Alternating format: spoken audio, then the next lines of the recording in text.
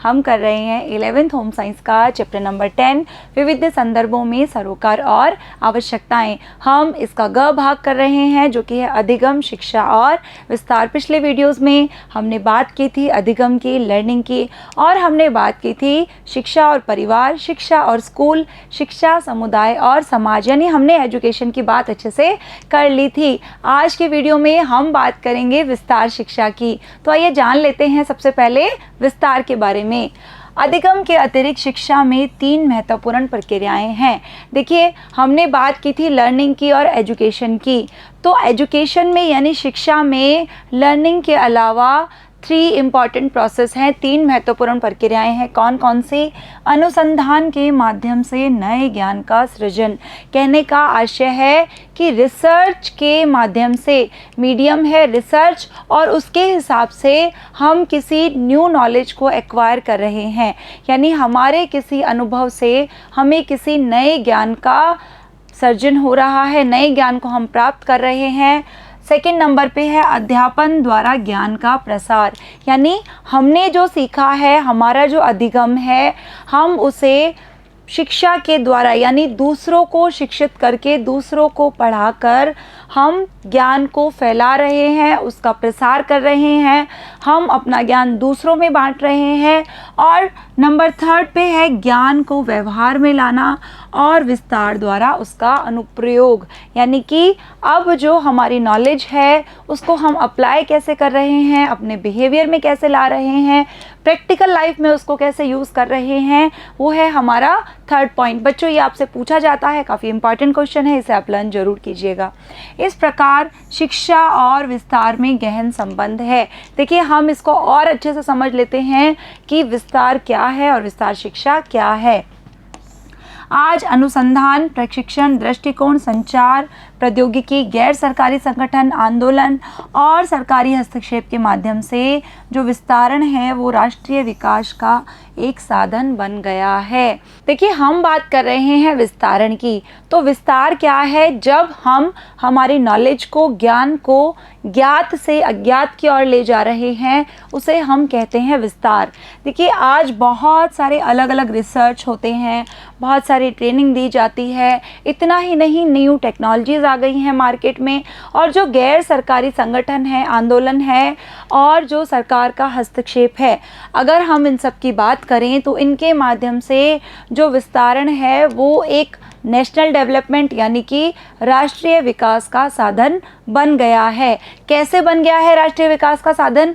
देखिए, गांव में जो लोग हैं, जो पढ़े लिखे नहीं हैं, जिन तक सूचनाएं नहीं पहुंच पा रही, जिनकी समस्याओं के समाधान नहीं मिल पा रहे हैं, तो शिक्षा के माध्यम से, विस्तारण के माध्यम से और विस्तार शिक्षा के माध्यम से उन तक शिक्षा पहुंचाई जाती है, उनकी समस्याओं को हल किया जाता है। इतना ही नहीं, हर नई इन्फॉर्मेशन, सूचना, नई नीतियाँ, नई योजनाएं उन तक पहुंचाई जाती है। इसी को हम कह रहे हैं विस्तारण। इसे हम और अच्छे से समझ लेते हैं, विस्तार और विस्तार शिक्षा। देखिए, विस्तार का अर्थ है ज्ञान को ज्ञात से अज्ञात तक फैलाना, जिसकी अभी हमने बात कर ली थी। यह ज्ञान तथा अनुभव बांटने की 2 तरफा प्रक्रिया है, 2 साइडेड प्रोसेस, यानी कि इसके द्वारा निजी और सामुदायिक विकास हेतु व्यक्तियों और समूहों को प्रेरित किया जाता है। यानी व्यक्तियों को और जो ग्रुप हैं, एनजीओज हैं, उनको प्रेरित किया जाता है कि समाज के जितने भी सदस्य हैं उनका विकास हो सके, पूरे समाज का विकास हो, समुदाय का विकास हो, इसके लिए उनको प्रेरणा दी जाती है। हम अगर एक छोटा सा एग्जाम्पल लें तो समुदाय में काम करने वाले जो ग्राम सेवक हैं और ग्राम सेविकाएं हैं, लोगों की समस्याएं विस्तार अधिकारियों तक या अन्य शैक्षिक संस्थाओं तक लेकर जाती हैं। देखिए, गांव में जो ग्राम सेवक हैं और जो ग्राम सेविकाएं कार्य करती हैं, ये हमारी सरकार के निर्देशन में ही कार्य करते हैं, और ये जो ग्राम सेवक हैं और ग्राम सेविकाएं हैं, लोगों की जितनी भी समस्याएं होती हैं, फिर चाहे वो शिक्षा से संबंधित है या उनके ग्राम से संबंधित है, उनके परिवार से संबंधित है, सभी समस्याओं को वो विस्तार अधिकारियों या अन्य जो भी शैक्षिक संस्थाएं हैं उन तक लेके जाती हैं और उसके बाद ब्लॉक स्तर पर उन समस्याओं पर चर्चा होती है और फिर उन समस्याओं का जो समाधान निकलता है वापस उसको समुदाय तक ले जाया जाता है। यानी कि विस्तार शिक्षा के माध्यम से लोगों की गांव में जितनी भी समस्याएं हैं, समुदाय में जो भी समस्याएं हैं, उन्हें ग्राम सेवक और ग्राम सेविकाएं समाधान ढूंढकर उनका हल करने का पूरा प्रयत्न करते हैं। विस्तार शिक्षा एक संपूर्ण विषय है, इसका अपना दर्शन है, उद्देश्य है, सिद्धांत हैं, विधियां हैं और तकनीक है। अब हम बात कर रहे हैं एक्सटेंशन एजुकेशन की, तो ये जो विस्तार शिक्षा है इसके भी अपने कुछ उद्देश्य हैं, कुछ सिद्धांत यानी कि कुछ प्रिंसिपल्स हैं, अपना दृष्टिकोण है, अपनी कुछ टेक्निक्स हैं, कुछ मेथड्स हैं जिनकी हम आगे के चैप्टर्स में अभी बात करेंगे हमारे आगे के वीडियोस में। हर विस्तारण कार्यकर्ता और सामुदायिक विकास से जुड़े अन्य व्यक्तियों के लिए उन्हें समझना बहुत ज़रूरी है। यानी जब तक हम उन्हें नहीं समझेंगे तो हम इन चीज़ों के बारे में भी नहीं जान पाएंगे। अभी हम उन्हें समझ लेते हैं। पहले जब शिक्षा और ज्ञान को व्यवहार में लाया जाता है और समुदाय तक उसका विस्तार किया जाता है तब उसे विस्तार शिक्षा कहते हैं। ये आपसे डेफिनेशन पूछी जा सकती है कि विस्तार शिक्षा किसे कहते हैं।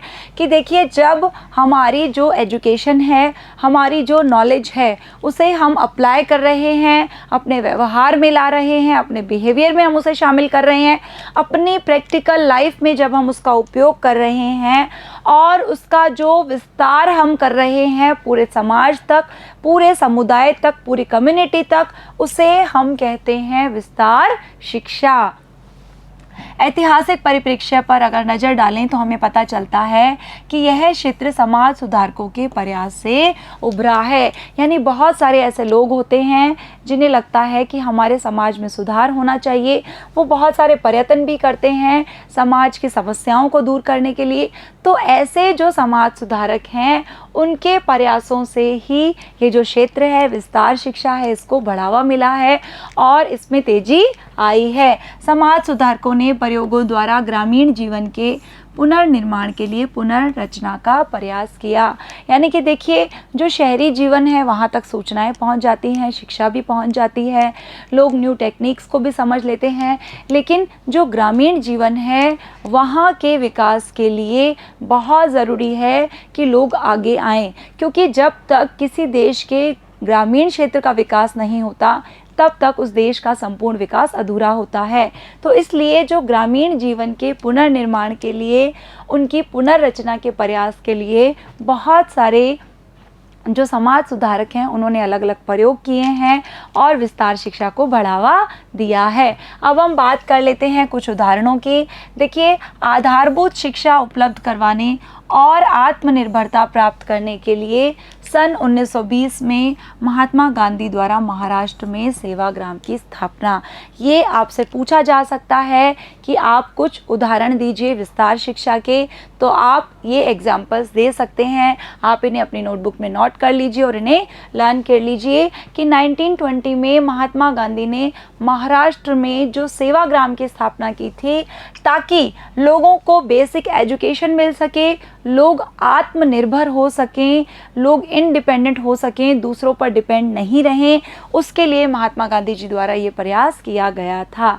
बच्चों, आपकी बुक में इसकी अधिक जानकारी के लिए वेबसाइट भी दी हुई है ताकि आप इस कार्यक्रम को अच्छे से समझ सकें और इसके बारे में संपूर्ण जानकारी हासिल कर सकें। इसका सेकेंड एग्जाम्पल है रविंद्रनाथ टैगोर द्वारा स्थापित किया हुआ शांति निकेतन, जिसकी स्थापना 1921 में उन्होंने बंगाल में की थी ताकि ग्रामवासियों की जितनी भी समस्याएं हैं उनका हल निकाला जा सके, वो उनका समाधान कर सके और उन्हें उनमें मदद मिल सके। इसलिए सन 1921 में रविंद्रनाथ टैगोर ने बंगाल में शांति निकेतन निकेतन की स्थापना की थी और बाद में यही शांति निकेतन विश्व भारती जैसा संपूर्ण विश्वविद्यालय यानी कि यूनिवर्सिटी बना था। बच्चों, इसकी कंप्लीट इन्फॉर्मेशन आपकी बुक में जो वेबसाइट दी गई है उस पर दिया गया है, आप इसकी कंप्लीट जानकारी वहां से हासिल कर सकते हैं। तो ये था हमारा विस्तार शिक्षा का परिचय। अगले वीडियो में हम करेंगे विस्तार शिक्षा के सिद्धांत यानी इसके प्रिंसिपल्स। मिलते हैं अगले वीडियो में, तब तक के लिए थैंक यू।